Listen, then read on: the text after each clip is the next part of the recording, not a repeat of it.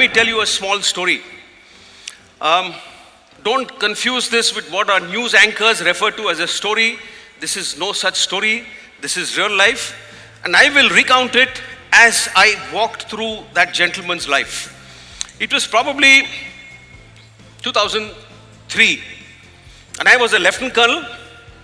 We were deployed in a difficult area. And so about 2:30 in the afternoon, I got a information from a local source that in X village, there are 5 militants. So I got through to that company commander on a high frequency radio set because he was a distance away from me.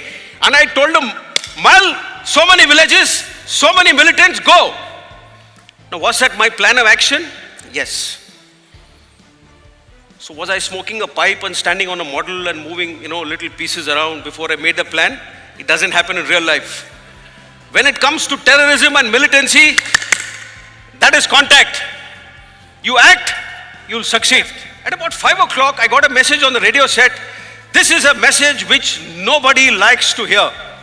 So the message I got was, Sab, bande ko goli lag gayi hai, which means one of our men has been shot.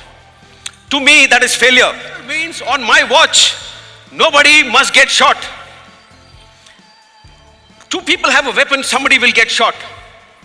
But if somebody gets shot because I have been inadequate in my planning, in my commitment, or in my haste to take a decision, then I must be hanged for it. That is a failure of leadership. Morning, a helicopter came and picked up the casualty and took him away to hospital. We stayed in that village for 5 days.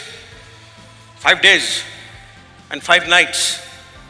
We searched that village. Came back to base.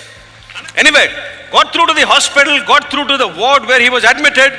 A nurse picked up the phone in the ICU and I asked her, Banda kaise hai? Start again. I asked her, how's my soldier? She said, sir, his femur has fragmented at 2 places. Now please understand, the doctors here may know, when you break a bone, it breaks like this, clean. When it fragments like this, multiple pieces, which is why there was blood all over on his leg. So femur left 2 places. To keep a long story short, he had small holes on the left side, but he had a hole the size of a baseball on the right side.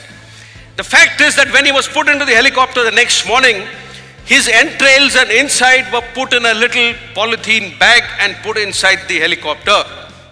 When he fell, his chest hit a rock, like that. Now, those days, the bulletproof vest was a sheet of iron. So the iron, when it hit his chest, 5 of his ribs got fractured. So I said, put the handset near his ear. The transmission of the good wishes of so many of our men, which I will relay to him, will help him get better. So she got the handset near his ear and said, sir, you can speak. And I asked him, Nimbaram, that was his name. Nimbaram, he was from Sikar district in Rajasthan. And I asked him, Nimbaram, kya haal hai tere? How are you, son? For about 15 seconds, there was no response.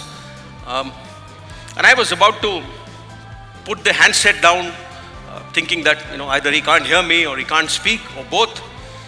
But just as I was about to hand over the phone to the operator, the handset, he said, Saab, पेट में थोड़ी सी तकलीफ है, which means after all these injuries, he's telling me I have a small ache in my stomach. I didn't know what to say.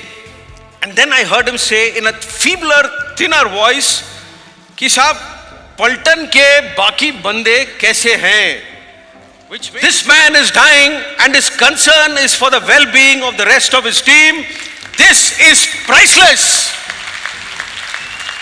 This is the soldier who works for us day in and day out.